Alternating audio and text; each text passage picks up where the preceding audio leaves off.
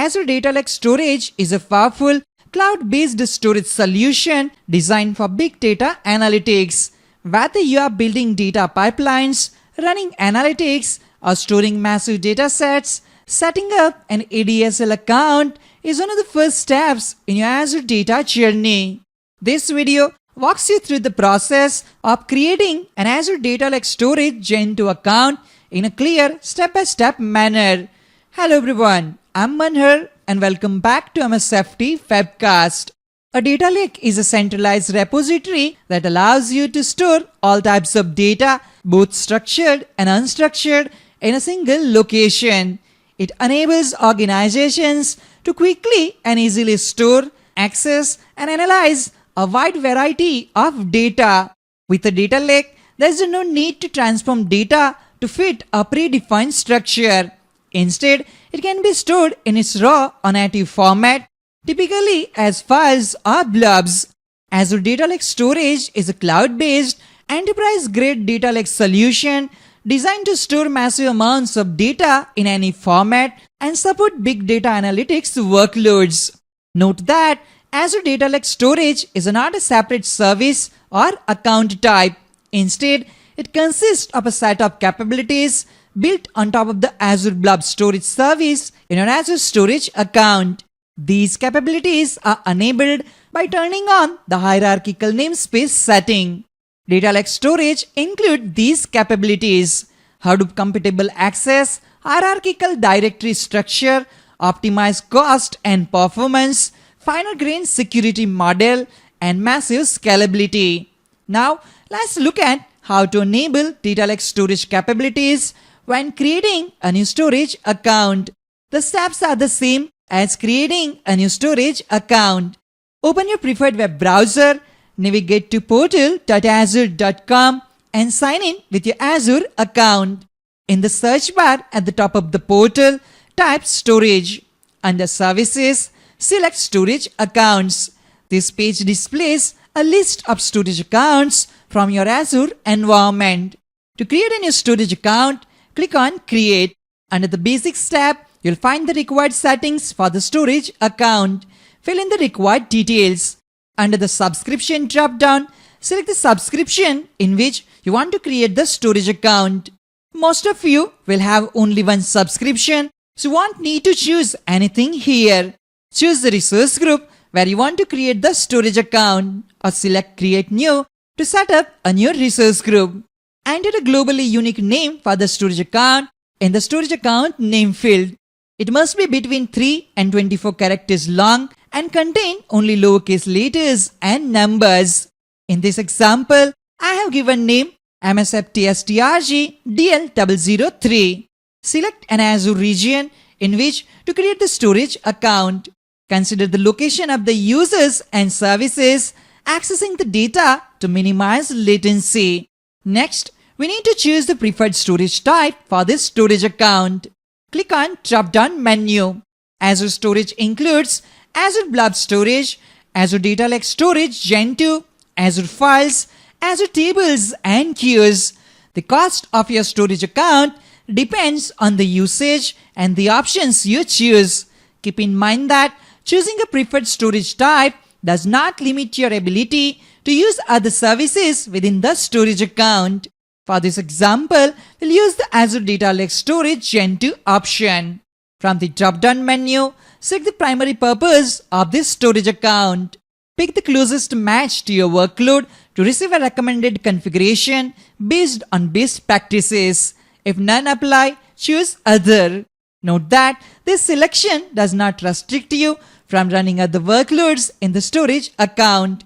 Under the Performance section, select Premium if you require high-speed data access.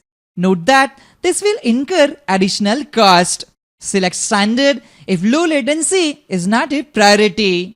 For this example, the standard option is sufficient. Select the redundancy option that matches your durability requirements.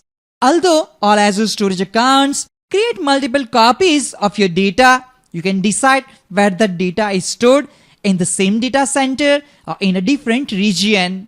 The options are listed in ascending order of protection and cost with a description below each option.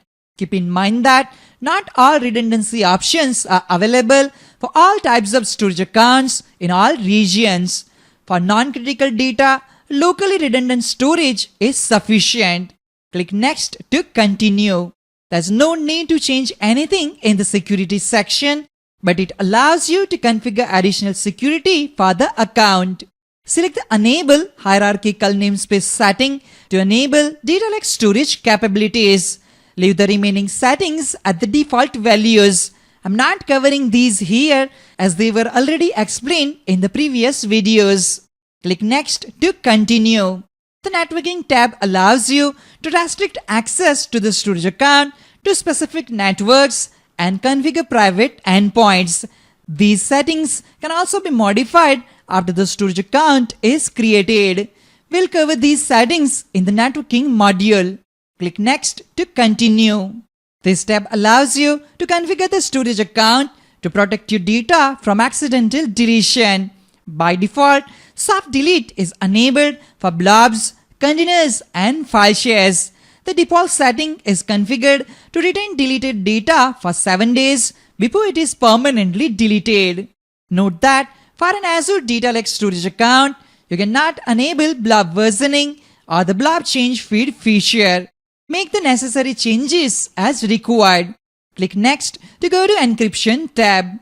The Encryption tab allows you to configure what data is encrypted and how it is encrypted. By default, data in the storage account is encrypted using Microsoft Managed Keys. You can either rely on Microsoft Managed Keys for encryption or manage it with your own keys. By default, Customer Managed Keys can be used to encrypt only blobs and files. To enable support for Customer Managed Keys across all services, set this option to all service types. To add a second layer of encryption to your storage account's data, you can enable Infrastructure Encryption.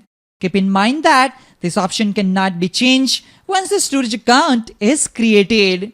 I'm not selecting this option. Go to Tags. Enter the tag name and its associated value for this resource, which you can use to filter or sort your reports. After entering tags, click on Review plus Create.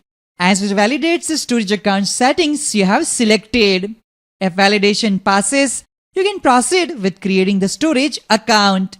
If validation fails, the portal will indicate which settings need to be modified.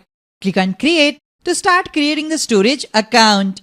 The deployment process will take some time to complete. Wait for the notification message to appear. When the deployment is complete, click Go to Resource. We have successfully created the Azure Data Lake Storage Gen2 account in Azure. We will be on the Overview tab of the newly created storage account. In the Properties section, verify the Data Lake Storage section. For a standard storage account, there will be a Blob service section instead. Let's create a new container in the storage account. The process remains the same. Expand data storage and click on Containers. As you can notice, there is a different icon in front of Containers. Click on Add Container. Enter a meaningful name for the container, then click Create to add it. The container has been created successfully. Now you can upload your structured and unstructured data into this container. This is how you can create an Azure Data Lake Storage Gen2 account using the Azure portal. That's all for this video. I hope you found this video helpful and informative. If you have any questions or comments, feel free to leave them below. Don't forget to like and subscribe for more videos on Microsoft Azure and other Microsoft related topics. Thank you for watching and I'll see you in the next video. Have a great day.